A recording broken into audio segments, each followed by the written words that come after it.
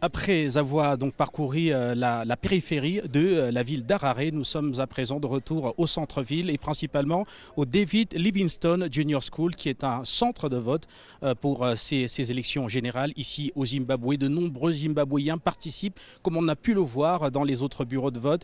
Et une participation assez remarquable, c'est celle de la jeunesse qui, à chaque fois, est nombreuse pour venir voter, décider de ce que sera l'avenir du pays. D'ailleurs, je vous propose d'écouter une jeune Zimbabwéenne qui, comme les autres, est venue voter.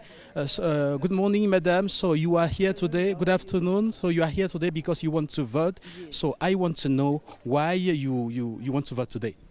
It's my democratic right to vote, so I have to be here and nominate my president, my member of parliament, and my councillor. So I have to vote. So you have to vote because you want a new Zimbabwe. So what is the new Zimbabwe that you want? So, for example, for the President of the Republic, what is the profile? Mostly for me, I would say I want people to get jobs because that's the most problem in this country. Most people are not employed, and also money. We don't have money. We can't be using plastic money. Someone needs to get hold of their money and do whatever you want with that money. Yes.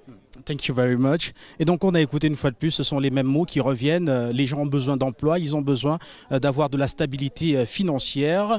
Et on peut le voir d'ailleurs que cela est présent dans le programme, dans le projet pour ce mandat du président Emmerson Mnangagwa qui travaille d'ailleurs là-dessus depuis plusieurs mois à stabiliser un peu l'économie du pays et à faire en sorte qu'il y ait plus de croissance pour plus d'emplois créés. Et donc on verra d'ici 19 h combien exactement de Zimbabwéens ont participé à cette élection, mais on a tout à l'heure écouté les observateurs, c'est une participation qui s'annonce massive. Quelques-uns parlaient déjà de 50% à mi-journée sur l'ensemble, sur de nombreux bureaux de vote qu'ils avaient visités jusqu'à présent, mais d'autres vont au-delà et parlent déjà de 70% de participation à la clôture des bureaux de vote. Tout cela est à voir, bien sûr, ici à Harare. Et donc justement ici à Harare, pour le compte de la télévision panafricaine, Abdoulaye Saadou, directeur général d'Afrique Média, Gina Sando, journaliste, Guy Fondop et Yannick Son, envoyés spéciaux.